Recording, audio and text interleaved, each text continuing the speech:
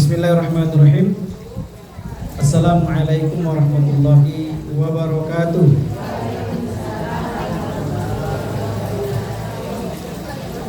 Alhamdulillahirabbil alamin. Alladzi khalaqal mauta wal hayata liyabluwakum ayyukum ahsanu amalan wa huwal azizul ghafur. Asyhadu an la ilaha illallah wahdahu la syarika lah wa asyhadu anna Muhammadan abduhu wa rasuluhu wa ala ali rasulillahi ajma'in, amma ba'du. Alhamdulillah wa syukurillah.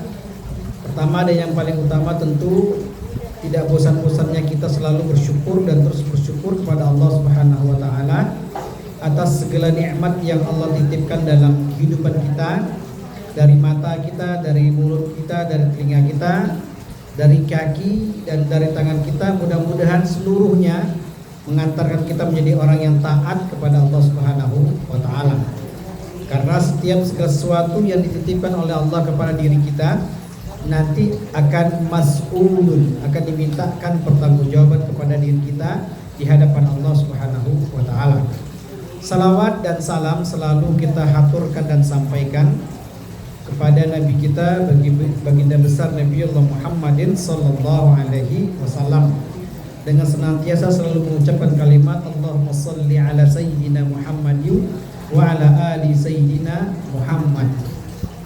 Mudah-mudahan kita yang berupaya sekuat tenaga untuk mendawamkan dan menjadikan setiap sunnah-sunnah Nabi kita ini sebagai salah satu bagian penting aktivitas kita, kita termasuk orang-orang yang nanti mendapatkan syafaat dari Rasulullah atas izin Allah Subhanahu wa taala. Allahumma amin ya rabbal alamin. Para bunda yang dirahmati oleh Allah Subhanahu wa taala, apa kabar? Semuanya sehat? Alhamdulillah, sehat walafiat. Dari jumlahnya sudah meningkat banyak ini, Masya Allah. Mudah-mudahan sehat semuanya, insya Allah. Dimudahkan dan dimurahkan rezekinya, ya Allah. Allahumma amin. Para bunda, pada kesempatan yang berbahagia ini, berkumpulnya kita di sini tidak lain tidak bukan untuk tawassul bil haqqi wa tawassul bis sabr. Saling menasehati antar kita terkait sebuah kebenaran dan sebuah kesabaran. Selalu mengingatkan pribadi kita, pribadi saudara-saudara kita terkait al-haqq, terkait sebuah kebenaran. Walaupun terkadang kebenaran itu lika-likunya, dinamikanya luar biasa. Terkadang membuat kita senang dan terkadang membuat kita sedikit menyusahkan hidup kita.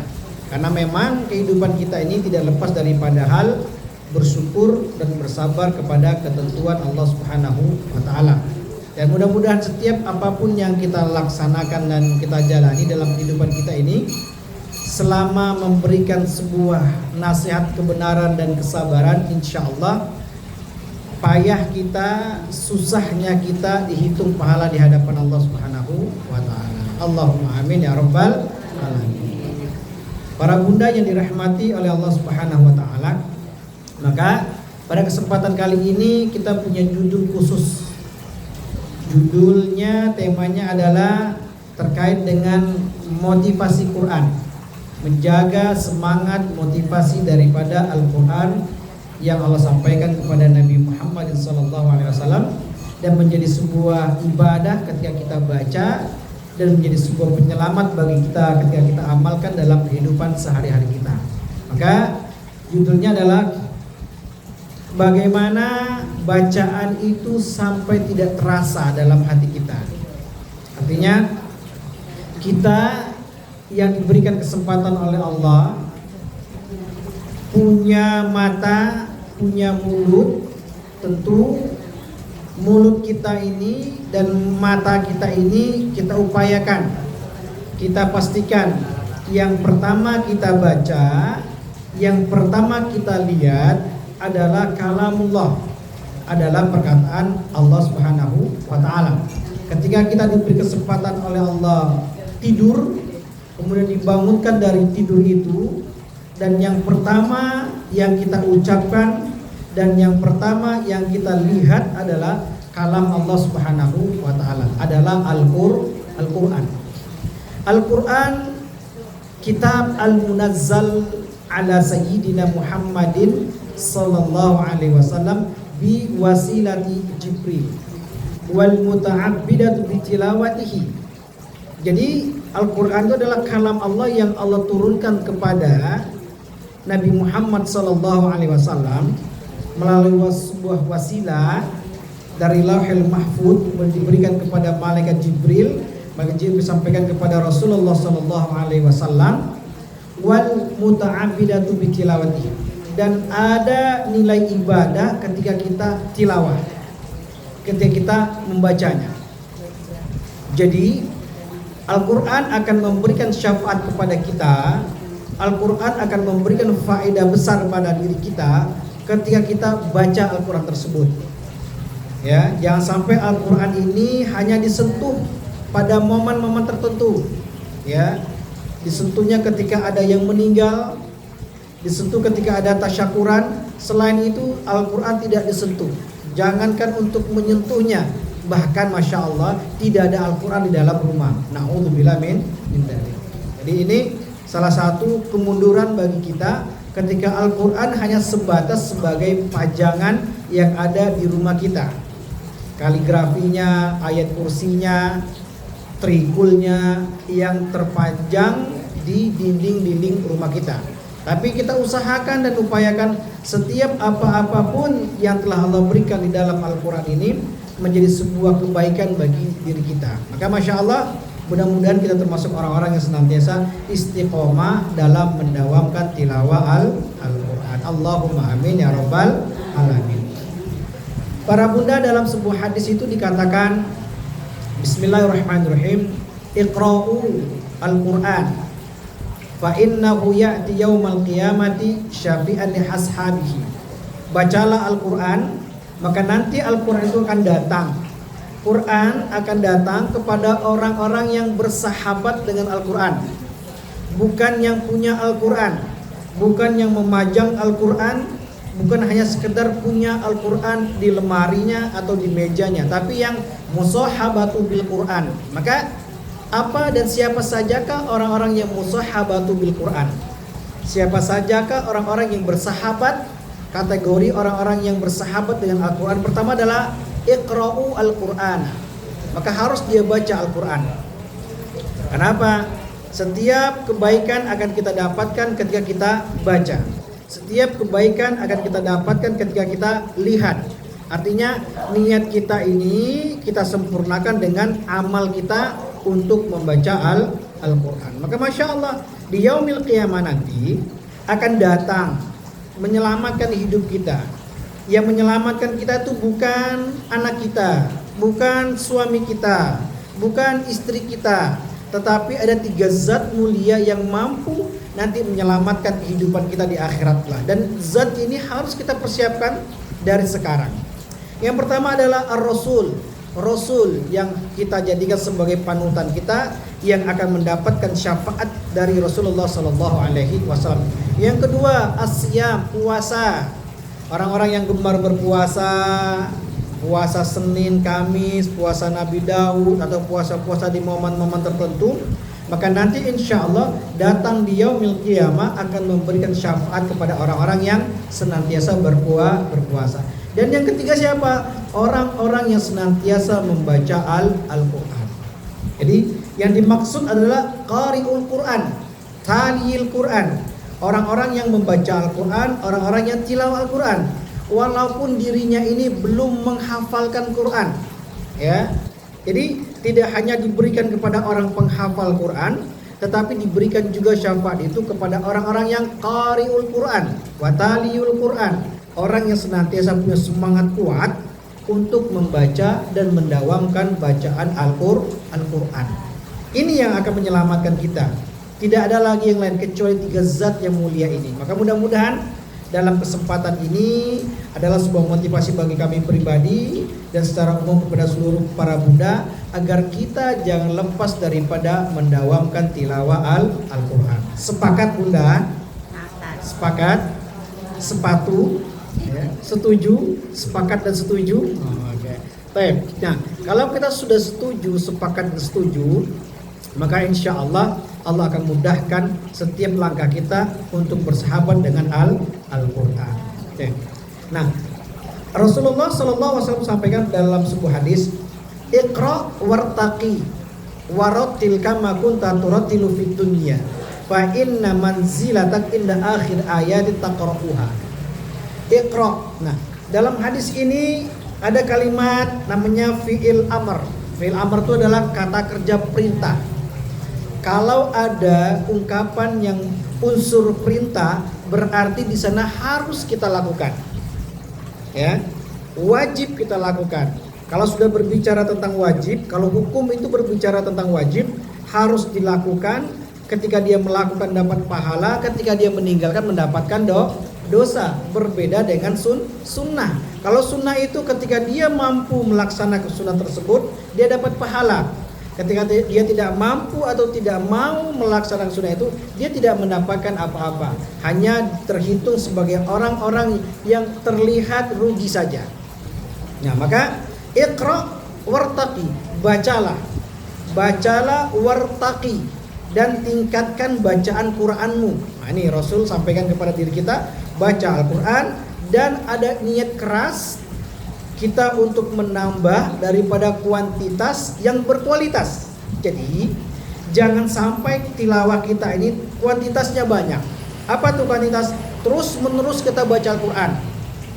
Terus kita baca, pagi kita baca, siang kita baca, sore kita baca, malam kita baca, bahkan sebelum tidur pun kita membaca Al-Quran. Tetapi kalimat yang dikatakan irtaqi, tingkatkan, adalah apa yang ditingkatkan? Kuantitasnya ditingkatkan, kemudian disempurnakan dengan kualitasnya. Artinya apa? Kuantitas yang berkualitas. Jangan sampai sekedar hanya banyak baca tapi tidak berkualitas. Karena apa? Nanti ketika kita disampaikan di yaumil akhirat kelak, kita akan dikumpulkan dengan orang-orang yang senantiasa bersama dengan Al-Quran. Ya, Iqra'u Al-Quran, Iqra' wartaqi warattil kama kunta turattilu fid dunya. Rattil, apa tuh rattil? Tartilkan bacaannya. Jadi sifatnya rattil itu sifatnya wajib, bukan yang mau aja, tidak. Membaca Al-Quran dengan kuantitas yang berkualitas itu wajib, adalah perintah. Artinya apa? Kalau sudah ada ungkapan perintah, maka kita harus jaga daripada tartil bacaan Al-Quran kita. Para bunda, dulu kami pribadi, saya punya bacaan yang Masya Allah. Setiap kita kalau mau baca di depan guru, setiap bacaan yang saya baca itu salah. Ya, karena manusiawi, satu ketika saya sampai kesal, kok setiap saya baca salah, setiap saya baca salah terus. Lama-lama coba bisa diganti ke guru ini. Akhirnya apa? Yang diganti gurunya, bukan semangatnya yang diperbaharui, tetapi gurunya yang diganti. Kira-kira jadi solusi tidak itu? Tidak. Ya, jangan sampai kita, Masya Allah, untuk menyelamatkan diri kita mengkorbankan pendidikan yang terbaik untuk Al-Quran. Tidak. Nah, maka Masya Allah dikatakan dalam hadis itu, Iqra' wartaqi warattil kama kunta turattilu fid dunya fa inna manzilatak, maka nanti di yaumil akhirat kelak, manzil kita, tempat singgah kita, karena memang dunia ini adalah perjalanan. Betul ya Bunda ya? Perjalanan panjang. Ada yang perjalanan panjang, ada perjalanan yang menengah, ada perjalanan pendek. Yang pendek itu Masya Allah ketika ada di dalam perut ibunya sudah meninggal, ketika keluar beberapa bulan meninggal, ketika keluar beberapa tahun meninggal, ketika keluar kemudian merasakan kenikmatan dunia terus meninggal, kemudian di akhir-akhir hayatnya yang sangat panjang Allah berikan kesempatan umur untuk dia, terus dia meninggal. Maka perjalanannya sangat panjang, tapi perjalanan kita ini akan diakhiri nanti ketika kita dimasukkan ke dalam yaumil qiyamah, dikumpulkan bersama orang-orang ketika di saat itu tidak ada lagi mahkamah yang paling adil kecuali mahkamah Allah Subhanahu wa taala. Semua insan, semua umat, dari umat Nabi Adam sampai umat Nabi Muhammad sallallahu alaihi wasallam semua dikumpulkan di padang mahsyar. Nah, ketika dikumpulkan di padang mahsyar itu kita butuh yang namanya penyelamat bagi kita. Kita butuh penyelamat dalam bentuk syafaat untuk kita. Apa itu? Al-Quran.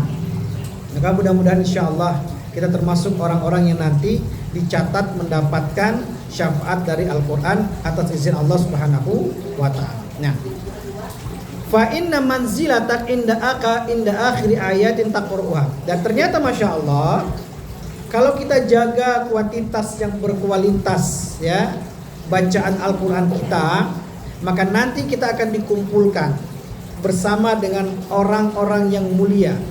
Dan itu tergantung daripada kuantitas yang berkualitas Al-Quran yang kita baca. Kalau kita berupaya, para bunda sekalian, membaca Al-Quran dengan benar, membaca Al-Quran dengan tertib, membaca Al-Quran dengan tahsinnya, dengan tajwidnya, maka insya Allah nanti kita dikumpulkan bersama orang-orang yang punya derajat setimpal dengan bacaan Al-Quran yang kita baca. Jadi surga kita nanti itu ditentukan daripada kuantitas yang berkualitas daripada Al-Quran yang kita baca. Artinya apa? Jangan sampai kesempatan hidup kita ini justru kita tidak mengambil poin besar dalam kehidupan kita. Kita jangan sekedar hanya mengumpulkan surat tanah, ya, surat SK, surat pemberitahuan pengangkatan jabatan, tapi kita melupakan surat-surat kalam-kalam Allah Subhanahu wa ta'ala. Dan ini ternyata yang akan menyelamatkan kehidupan kita di yaumil akhirat kelak. Apa itu? Surat-surat kalam Allah yang kita baca selama kita hidup di dunia ini. Nah, ini adalah sebuah nasihat bagi kami pribadi untuk semuanya, karena Masya Allah berjuang untuk Al-Quran itu tidak ada kata terlambat. Betul Bunda? Tidak ada kata terlambat, ya. Siapapun, dimanapun dan kapanpun, kalau bersemangat untuk Al-Quran, Allah berikan hidayah kepada dirinya. Ini yang terpenting. Maka Masya Allah, ketika orang tidak lagi tersentuh dengan Al-Quran, tidak lagi tersentuh hatinya dengan suasana orang membaca Al-Quran, suasana orang-orang semangat dengan Al-Quran, maka pada saat itu Allah sudah menjauhkan hati kita dari Al-Quran. Jadi jangan kita terpikir bahwasanya saya aman-aman saja kok, tenang-tenang saja. Nah itulah ternyata Allah jauhkan posisi kita daripada mendapatkan syafaat dan kemuliaan dari Al-Quran. Maka Masya Allah, ayo kita berjuang bersama-sama, bersemangat untuk mendawamkan diri kita ini senantiasa mendapatkan bacaan Al-Quran yang kuantitas yang berkualitas. Tidak hanya sekedar kita baca saja, tapi kita tidak tahu kualitas daripada bacaan kita. Kapan dan bagaimana kita tahu, mengerti daripada bacaan kita? Kita belajar. Belajar dan terus belajar. Semua insan, manusia yang diberikan kesempatan hidup di muka bumi ini semuanya adalah talibul ilmi. Apa benar namanya? Talibul ilmi, para pencari ilmu. Kalau dia sudah diwafatkan oleh Allah, maka dikatakan almarhum, mendapatkan rahmat, diwafatkan dan mendapatkan rahmat dari Allah Subhanahu wa ta'ala. Tapi selama kita hidup ini, masih detail kita adalah talibul ilmi, orang-orang yang bersemangat mencari ilmu. Nah, ternyata ilmu yang pertama adalah bagaimana kita membaca Al-Quran dengan yang baik dan benar. Nah ini Masya Allah ya. Maka mudah-mudahan nanti insya Allah kita termasuk orang-orang yang punya bi'ah. Apa itu bi'ah? Punya lingkungan, punya saudara, punya keluarga yang terus menghidupkan Al-Quran. Jadi rugilah diri kita ketika kita jauh daripada keluarga-keluarga yang menghidupkan Al-Quran. Para bunda yang dirahmati oleh Allah SWT, ternyata Masya Allah, Allah itu punya keluarga, ya, wa khassatu, dan orang-orang yang dikhususkannya. Dan ternyata keluarga Allah dan orang-orang yang dikhususkan dekat dengan Allah sebagai keluarganya Allah adalah hum ahlul Quran. Mereka adalah ahlu Quran. Ahlu Quran ini langsung diberi titel sebagai orang-orang yang dekat kepada Allah Subhanahu wa ta'ala. Maka Masya Allah, titel apa lagi yang kita cari lagi kecuali kita didekatkan diri kita kepada Allah Subhanahu wa ta'ala. Para bunda yang dirahmati oleh Allah Subhanahu wa taala, maka Masya Allah di dalam Al-Quran dikatakan dalam surah Al-Baqarah ayat 121. Dalam surah Al-Baqarah ayat 121 dikatakan begini. Alladzina atainahumul kitaba yatlunahu haqqa tilawatihi. Adapun orang-orang yang kami berikan kepada mereka Alkitab. Siapa itu? Yatlunahu haqqa tilawatihi. Orang-orang yang diberikan kesempatan bersentuh dengan Al-Quran, dia bisa membaca Al-Quran, maka dia perhatikan apa? Yatluna haqqa tilawatihi. Dia membaca Al-Quran itu haqqa tilawatihi, dengan bacaan, dengan tilawah yang terbaik dan paling baik. Nah inilah orang-orang yang diberikan kesempatan Al-Quran oleh Allah Subhanahu wa ta'ala.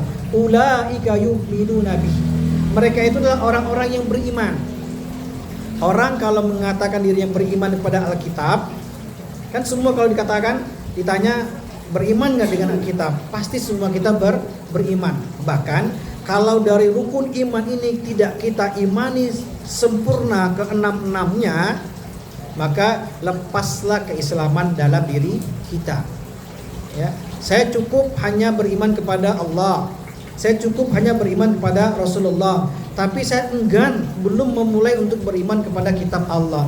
Maka pada saat itu secara otomatis, secara langsung dia sudah tidak beriman kepada Allah Subhanahu wa ta'ala, sudah melepaskan daripada Islamnya dari dirinya. Maka Masya Allah, kitab Al-Quran menjadi bagian penting yang harus kita imani dalam kehidupan kita.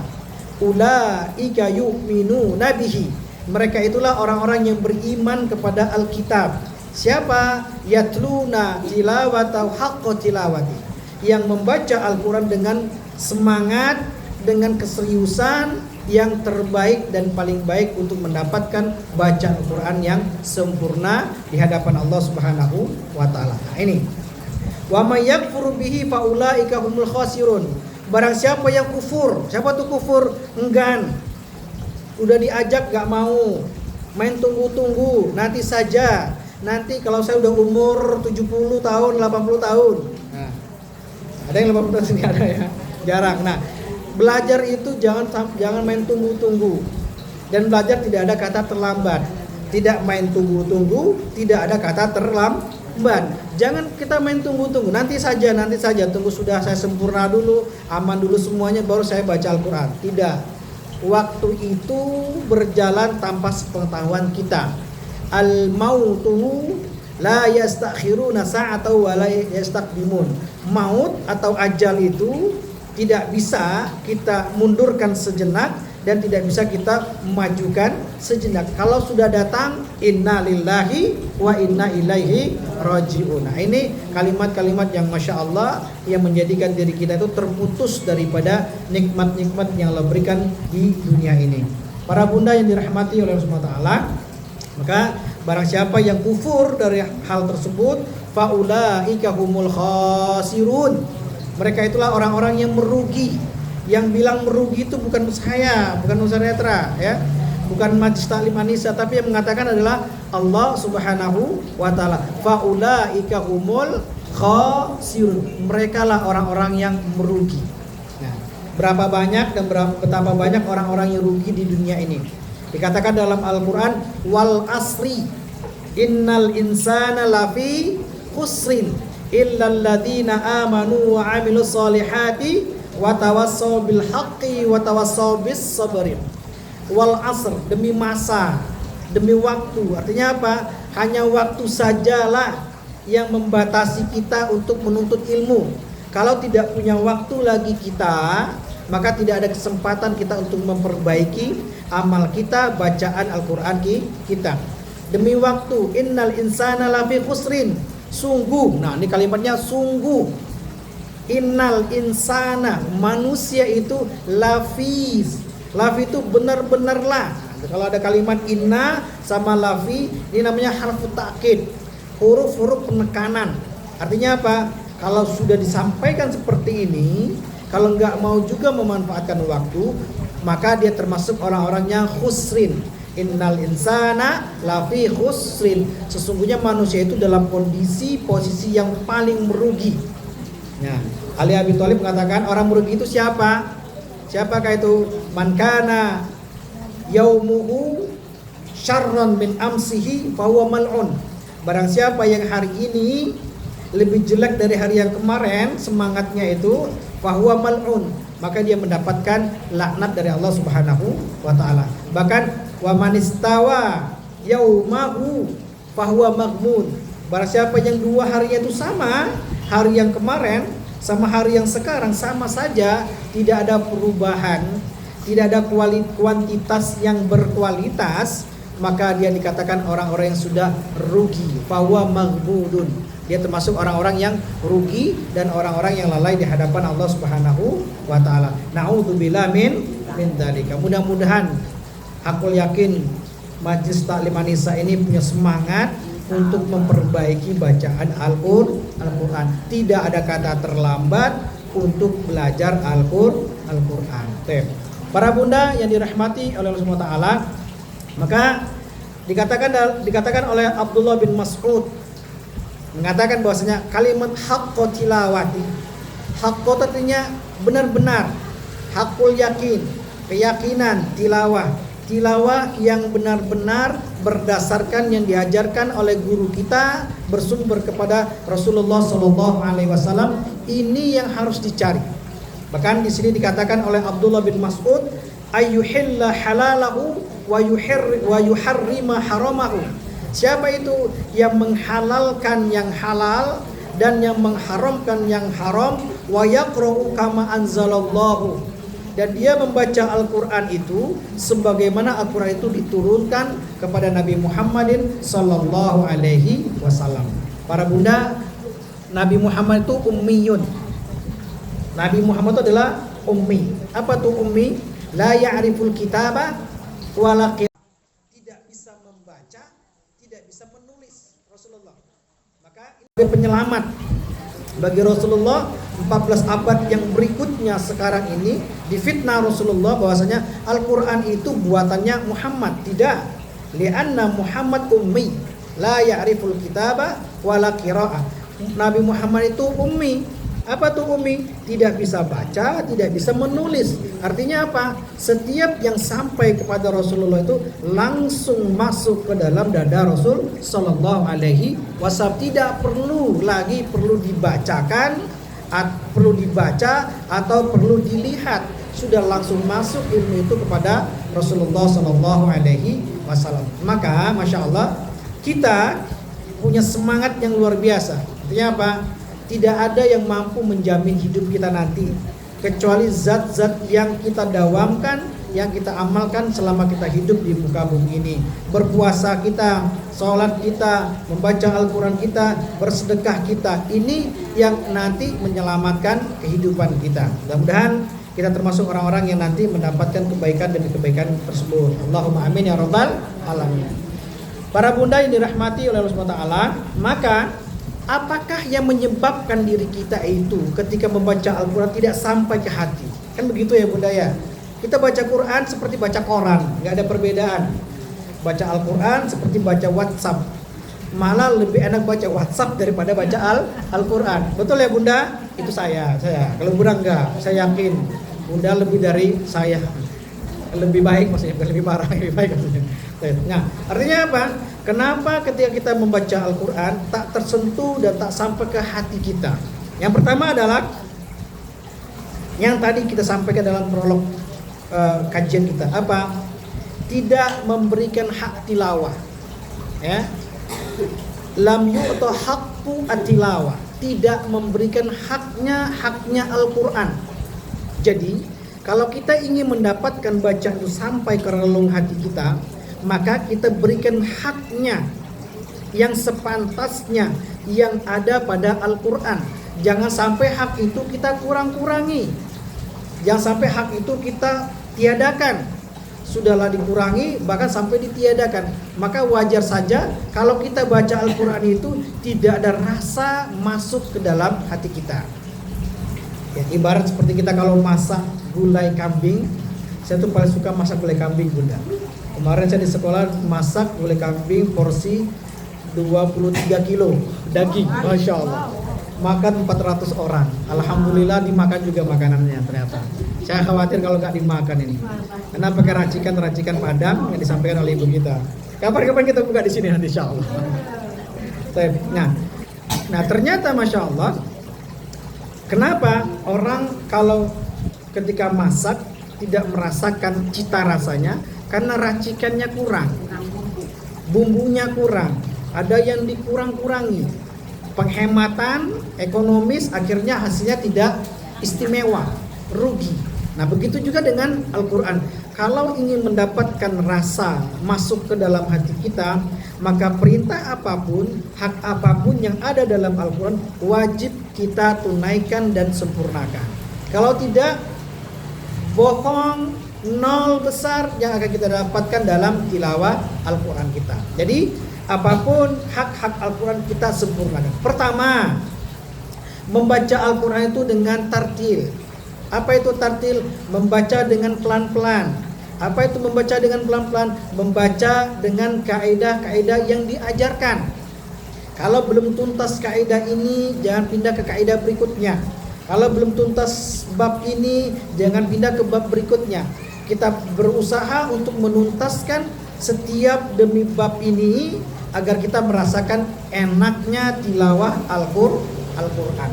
Jadi itu belajar. Ya, ibarat seperti ini.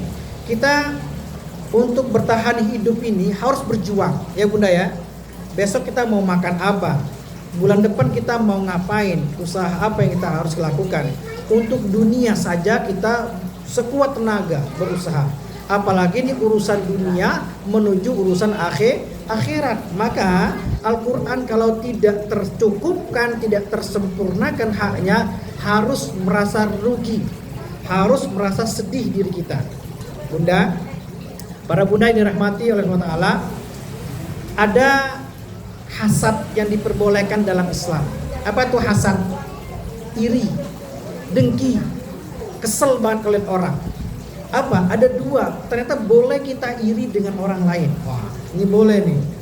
Cakep ini. Selama ini kan kita dilarang, nggak boleh iri. Ternyata ada dua hal yang diperbolehkan iri kepada sesama manusia.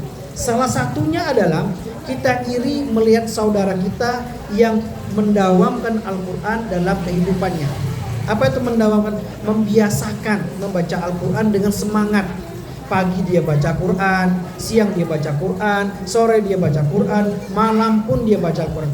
Besok meningkat lagi, besok dia belajar Quran, besok lagi dia belajar Quran, sorenya belajar Quran, malamnya dia belajar Quran, sampai dia sempurna ketika membaca dan mempelajari Al-Quran. Nah, ketika kita bertemu dengan bi'ah ini, halakoh ini, melihat kita dengarkan, maka harus tersentuh diri kita. Kalau nggak tersentuh, Masya Allah, mau bacaan apa lagi yang mau menyentuh hati kita? Ya, mau bacaan apa lagi, mau ungkapan apa lagi yang harus bisa menyentuh hati kita, kecuali Al-Quran. Jangan sampai nanti dendangan dangdut lebih menyentuh daripada bacaan Al-Quran. Jangan sampai ya. Ini naudzubillah min dzalika. Nah, ini pertama adalah memberikan hak tilawahnya, memberikan yang sepantasnya yang kita keluarkan untuk Al-Quran. Maka dikatakan Masya Allah tadi, yatslunahu haqqa tilawatihi. Dia membaca Al-Quran itu benar-benar dengan kaidah, dipelajari dengan kebaikan dan kebenaran oleh guru-gurunya. Maka Masya Allah, mudah-mudahan kita termasuk orang-orang yang kalau baca Al-Quran itu punya targetan jelas. Tidak hanya sekedar selesai khatam saja, tapi punya target. Dan ingat para bunda sekalian, ini menasihati guru kami kepada diri kami adalah orang yang dikatakan sahibul Quran, ahlul Quran itu adalah orang yang hari demi harinya itu tidak lepas untuk memperbaiki daripada dirinya bersama Al-Quran. Ini yang pertama. Yang kedua adalah tidak membaca dengan tartil. Apa itu? Membacanya itu semaunya saja, cepat-cepat, tidak tenang. Jadi baca Al-Quran itu harus pelan-pelan sampai benar-benar diresapi. Ya, maka dikatakan warattilil Qur'ana tartila. Nah, kalimat tartil itu ini menjadi perintah dalam Al-Quran. Tartilkan bacaan Quranmu dengan tartil yang sebaik-baiknya. Jadi Masya Allah, kita mudah-mudahan nanti termasuk orang-orang yang ketika baca Al-Quran itu benar-benar setiap hurufnya kita berikan haknya dan kita baca dengan kaidah tartil. Ini yang kedua. Yang ketiga adalah tidak mentadaburi Al-Quran. Tidak mentadaburi surat-surat ayat-ayat yang di dalam Al-Quran. Nah, para bunda yang dirahmati oleh Allah SWT, tadabbur wa tafakkur ini sama. Apa itu? Mengambil sebuah pelajaran. Dari pelajaran itu menjadi pengubah dalam kehidupan kita. Ibarat kita kalau kita baca WhatsApp, baca surat, dan kita tahu maksudnya dan tahu tujuannya dan perintahnya, pasti kita akan merubah hidup kita. Ketika kita mau merubah diri kita ketika kita baca Al-Quran, tapi kita tidak tahu bagaimana tadaburnya, tafakurnya ayat tersebut, maka bacaan itu hanya sekedar bacaan lewat saja. Maka Masya Allah, berapa banyak para imam-imam, para sahabat-sahabat Rasulullah pada zaman dahulu itu, ketika membaca ayat-ayat berbicara tentang azab, berbicara tentang kezoliman, kemungkaran, dan mendapatkan azab dari Allah, mereka berhenti di sana. Sampai bahkan Abu Bakar As-Siddiq ini disuruh berhenti, gak boleh lagi jadi imam untuk berikutnya. Karena kalau ketika dia baca ayat-ayat yang berkaitan dengan hari kiamat, azab, zolim, itu berhenti dia, menangis dia. Kenapa? Dia paham, dia ngerti. Ya, jadi salah satu untuk memahamkan diri kita dengan ayat Al-Quran adalah tadabbur. Bagaimana caranya? Baca artinya. Jadi kita kalau punya kenang-kenangan sebelum mati, ya sebelum meninggal, kita harus buat kenangan-kenangan manis. Apa kenangan manisnya? Saya jangan diwafatkan ya Allah sebelum saya tuntaskan membaca Al-Quran dengan terjemahannya. Harus kita baca. Alif Lam Mim. Dzalikal kitabu la raiba fihi hudan lil muttaqin. Dzalikal kitabu la raiba fihi, itulah kitab yang tidak ada keraguan di dalamnya. Hudan lil muttaqin, petunjuk bagi orang-orang yang bertakwa. Kita ngerti. Coba bayangkan betapa indah nikmatnya kalau kita baca Quran, mengerti yang kita baca. Mengerti. Kalaupun kita tidak paham sedikit demi sedikit, kita buka terjemahannya. Jadi satu alam kita baca atau satu ayat kita baca artinya. Satu ayat kita baca lagi artinya. Itu terasa nikmat. Bahkan Masya Allah, ini penelitian ini. Kita punya guru Profesor Dr. Muhyani. Beliau dosen di Universitas di Bogor. Beliau bilang ternyata ini loh sebuah kerugian besar bagi pendidikan kita. Guru PAI itu guru pendidikan agama Islam itu yang sarjana pendidikan agama Islam itu, ternyata mereka itu dari sekian orang yang beliau teliti 800 orang, hanya 2 orang yang membaca Al-Quran plus dengan terjemahnya sampai khatam dari 800 orang. Coba, ini datanya beliau, belum lagi datanya dari Kemenak. Dari Kemenak itu dari sekian juta jumlah yang ada di Indonesia ini, yang mampu baca Quran ya, belum benar, yang mampu 47%. Yang benar sekian persennya kita nggak tahu. Artinya apa? Ini ternyata adalah wasilah orang-orang di luar sana untuk menghancurkan Islam. Bagaimana cara menghancurkan Islam itu? Jauhkan Al-Quran dari orang Islam. Itu saja. Tidak perlu dibom, tidak perlu ditembak, tidak perlu. Cukup itu saja. Jauhkan para pemudanya itu, para pemudinya itu dari Al-Quran. Kalaupun dia baca Al-Quran sekedar baca saja, selesai sudah. Tidak la yata'athar fi qalbi, tidak punya athar. Apa itu athar? Bekas dalam hatinya. Cukup lepas saja. Sebagaimana dia baca koran, baca majalah atau baca bacaan yang lainnya yang tidak punya nilai ibadah di hadapan Allah Subhanahu wa taala. Maka Masya Allah, kita saling mendoakan nih Majelis Taklim An-Nisa. Kita saling mendoakan, kita punya kenang-kenang terbaik. Ya Allah, wafatkan kami ini dalam kondisi sudah dan pernah menuntaskan baca Al-Quran plus dengan terjemahnya dengan khatam. Allahumma amin ya rabbal alamin. Itu berbeda. Siapa yang mau wisuda nanti? Allah yang wisudain kita nanti. Langsung para malaikat yang wisudain kita. Peserta berikutnya Bu Yuli dipanggil. Langsung diwisuda oleh Allah dan para malaikat. Telah mengkhatamkan bacaan Quran dengan terjemahnya sampai selesai. Alhamdulillahirabbil alamin. Para bunda yang dirahmati oleh Allah Ta'ala. Kemudian yang berikutnya adalah hatinya tertutup. Orang yang membaca Al-Quran, ketika dia baca Al-Quran tidak sampai ke dalam relung hatinya, berarti hatinya sudah mati. Fa inna qalbahu mayyitun. Hatinya sudah mati. Seperti mayat, ya. Seperti mayat yang tidak ada ruhnya lagi. Seperti manusia, dia punya jasad tapi ruhnya tidak menyempurnakan dari manusianya tersebut.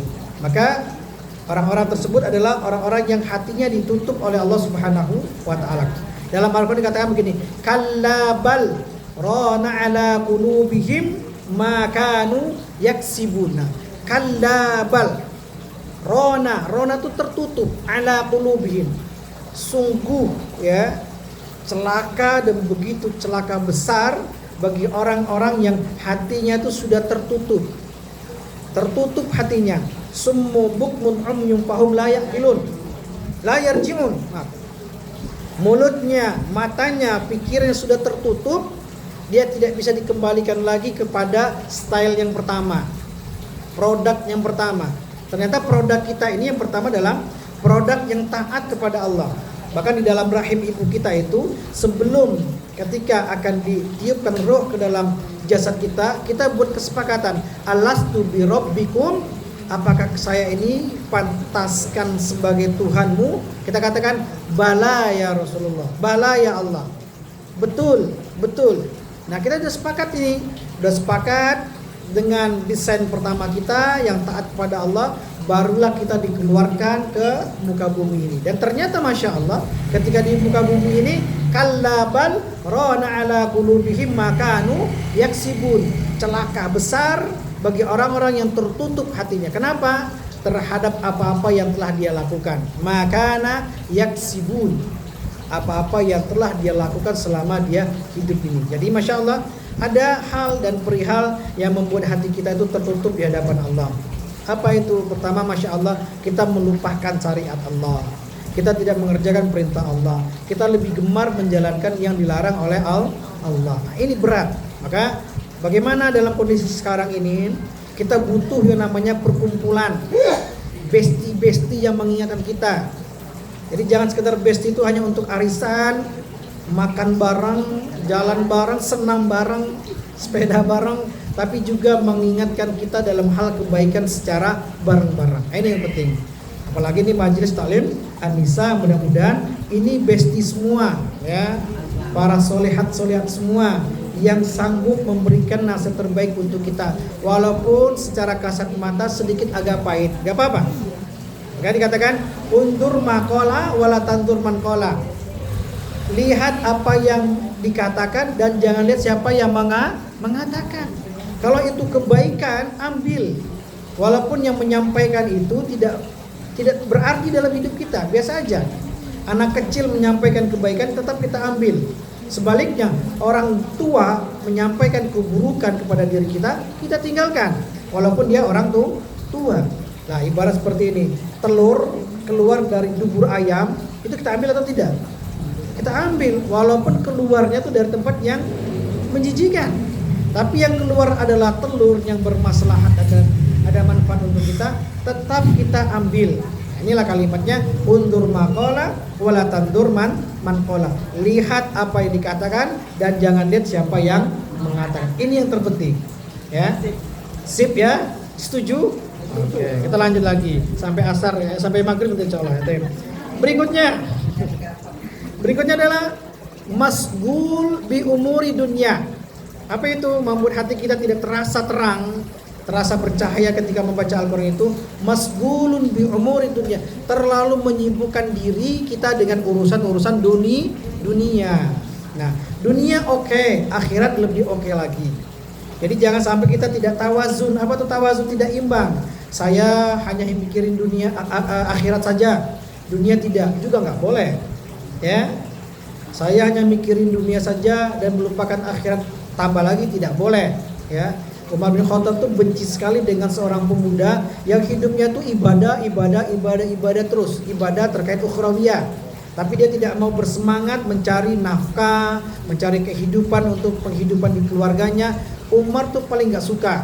Bahkan Masya Allah ada seorang pemuda yang hidupnya tuh di masjid, hari demi hari di dalam masjid berzikir dan terus berzikir, ditarik oleh Umar bin Khattab untuk pergi ke hutan.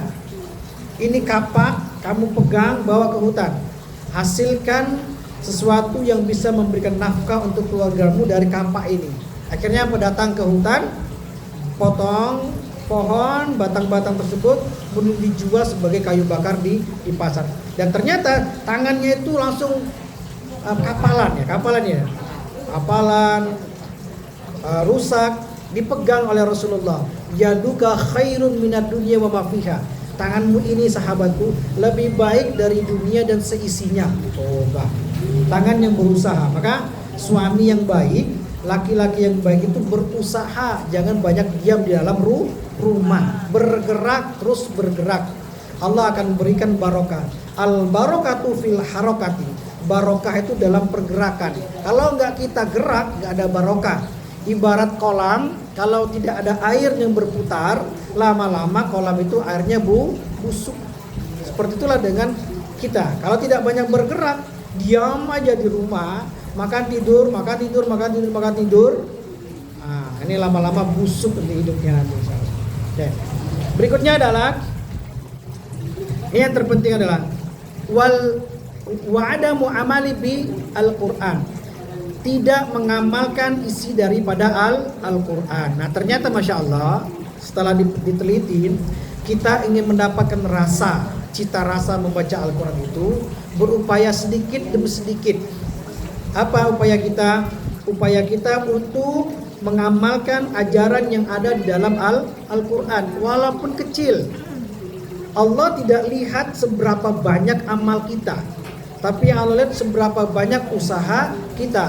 Ya, fasayarallahu amalahu wal mu'minuna. Allah amalahu wal mu'minun. Allah dan Rasulullah dan orang-orang yang beriman melihat usaha kita.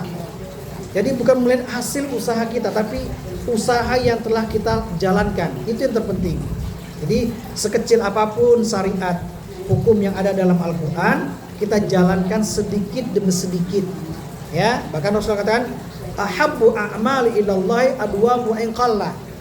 Amal yang terbaik dan paling dicintai oleh Allah adalah amal yang adwam. Apa tuh adwam? Dikerjakan sedikit tapi terus menerus, wa in qalla, walaupun sedikit. Ya, sedikit. Kerjanya apa? Hari ini saya belajar membenarkan bacaan Quran dari huruf alif sampai huruf ya. Minggu depan saya mempelajari bacaan Quran huruf yang tersambung, kataba, batasa, sajaro, pelan-pelan. Minggu berikutnya saya mempelajari bacaan Al-Quran yang bacanya sudah panjang. Liman yasha ayyastaqim. Seperti itu terus. Akhirnya dia mendapatkan hasil yang terbaik dan paling baik di hadapan Allah Subhanahu wa taala. Berikutnya adalah ini yang terpenting. Nadir qillatu ya bil Quran. Sedikit sekali berinteraksi dengan Al-Quran. Jadi Masya Allah, bagaimana kita menjadi seorang ahlul Quran? Banyakkan interaksi kita dengan Al-Quran. Apapun itu wasilahnya, perbanyak bersahabat dengan orang yang membaca Al-Quran, mendengarkan hal-hal yang mengungkapkan Al-Quran, membaca bacaan Al-Quran. Jadi artinya apa? Setiap yang kita lewati dalam hidup kita itu tidak lepas daripada mempelajari dan terus belajar Al-Quran. Ini yang terpenting.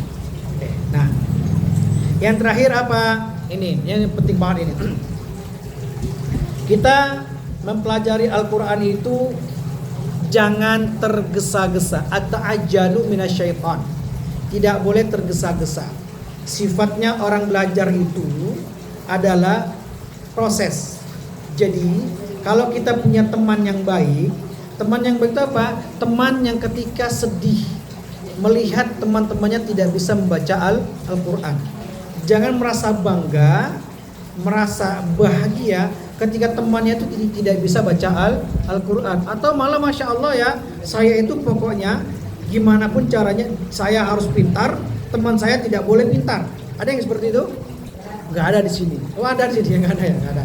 Jangan sampai justru kita, kalau kita pintar, saudara kita juga harus pintar. Nah, artinya kita akan menjaga perasaan saudara kita, teman kita ketika dia baca Al-Quran. Jadi seorang guru, seorang teman yang baik adalah ketika ada temannya mau mulai membaca dan mempelajari Al-Quran, terus kasih motivasi, semangati, dipuji, diingatkan. Jangan malah dipatahkan semangatnya. Misalkan ini, Masya Allah, ada orang yang belajar Al-Quran, sudah punya niat belajar Al-Quran, terus dia belajar Al-Quran, ada kesalahan sedikit, kemudian kita hardik, ya, kita salah-salahin, kita kata-katain. Nah, orang ini berhenti tidak lagi mau belajar Al-Quran karena kita. Akhirnya apa? Kita dapat dosa jariyah. Kalau ada orang berhenti untuk mempelajari Al-Quran karena kita, maka kita dapat namanya dosa jariyah. Walaupun sudah wafat kita, di dalam kubur kita, tetap yang namanya mengalir terus dosa-dosa tersebut kepada diri kita. Nah itu. Maka sebaliknya, kalau kita punya teman yang belum bisa baca Al-Quran, kita ajari pelan-pelan. Nah, yang terpenting apa? Ketika belajar itu, saya punya nasihat dari guru saya, namanya Dr. Dow. Dr. Dow itu Syekh dari Sudan. Ketika saya kuliah, saya belajar bahasa Arab, kemudian bertemu dengan orang Arab, semuanya belajarnya pakai bahasa Arab. Bukunya Arab, yang menyampaikannya Arab, yang didengarkan juga Arab.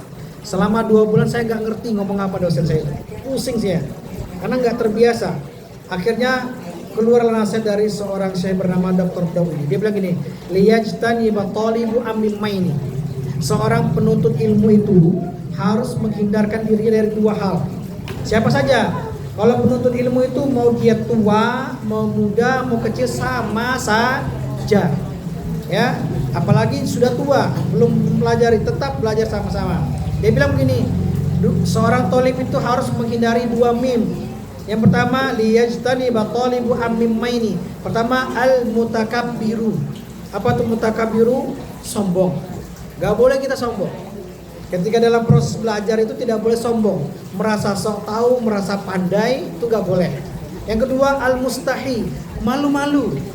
Malu, gak enak. Saya mau belajar ngaji, gak enak. Di sana udah pintar-pintar semua, saya belum. Tidak. Hilangkan rasa sombong, hilangkan rasa malu. Harus itu. Ya, harus. Saya kan pernah cerita sama Bunda ya. Saya punya murid, beliau mualaf tahun 2008. 2008 itu, kemudian bertemu dengan kita tahun 2011, 10-11. Belajar Al-Quran. Saya tinggal di Depok, rumah beliau tuh di Pondok Kopi, daerah Bekasi sana. Itu saya berangkat itu jam 6, pada subuh sampai sana jam 8. Kan macet ya. Nah, beliau ini Bunda punya cita-cita yang luar biasa. Katanya, nak Ustadz, dia manggil saya nak Ustadz. Nak Ustadz, saya tidak ridho kalau diwafatkan oleh Allah, atau bahasanya saya nggak mau mati sebelum saya bisa baca Quran. Itu loh keinginan beliau. Dan beliau belajar dalam kondisi bagaimana sudah stroke, badannya setengah. Jadi kalau ngomong itu nggak sempurna lagi. Kalau berkumpul air ludah di mulutnya itu dia akan turun terus. Nah, tangan saya ini berapa kali kena air ludah beliau. Netes di sini. Bukan kita jijik, bukan kita marah, malah kita Masya Allah salut. Ya, saya sempat nangis lah, Masya Allah beliau ini luar biasa. Akhirnya beliau pindah ke Solo. Beliau bilang, tolong carikan saya guru. Saya bilang, Bapak datang ke masjid, cari guru ngaji di sana. Nah, artinya apa? Semangat terus untuk mempelajari Al-Quran. Jangan merasa sombong, jangan merasa malu. Kalau sombong mungkin tidak lah, tapi merasa malu tuh yang ada mungkin. Nggak enak, malu.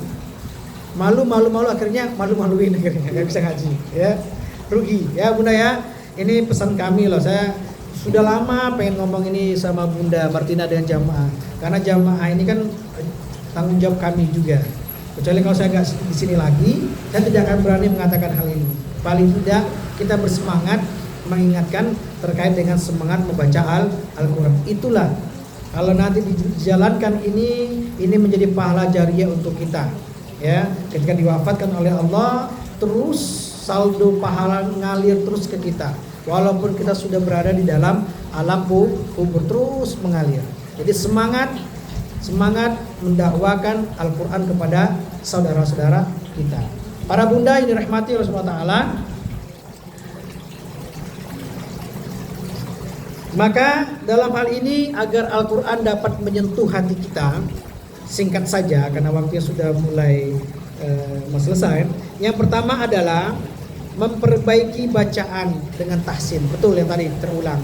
Jadi bacaan kita, Al-Quran yang kita baca itu harus dilewati dengan proses belajar dan terus belajar, ya. Maka Masya Allah, orang-orang yang senantiasa punya semangat untuk belajar, potensi dia mendapatkan pahala itu cerdas, ya. Orang yang berilmu akan mendapatkan pahala dengan instan dan cepat dan banyak, bonusnya banyak. Kita kalau baca Quran tidak dengan kaidah dapat pahala cuma satu. Tapi ketika kita baca Al-Quran dengan kaidah, kita dapat pahala 1 kali 10 kebaikan. Dikatakan oleh Rasulullah, man qara'a harfan fi kitabillahi falahu hasanatu wal hasanatu bi asyri amsalihha. La aqulu alif lam min harfun walakin alif harfun lam min harfun.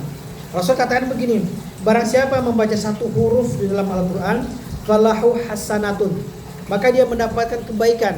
Dan setiap kebaikan itu ada 10 kebaikan digandakan oleh Allah. Maka ketika kita bacakan alif lam mim, bukan 3 huruf, tapi setiap hurufnya ada 10, 3 kali 10 dapat 30. Itu dalam kondisi terbaik kita. Apalagi kalau kita baca Al-Quran dengan kaidah tahsin, tajwid yang benar, insya Allah Allah akan lipat gandakan pahala kita. Itu yang pertama. Yang kedua, selalu mentadaburi ayatnya, ya. Ayat-ayat yang kita baca kita sempurnakan dengan membaca terjemahannya. Ini yang kedua. Yang ketiga, tazkiyatun nufus anil dzunub, membersihkan hati kita daripada dosa-dosa yang terus-menerus kita laksanakan.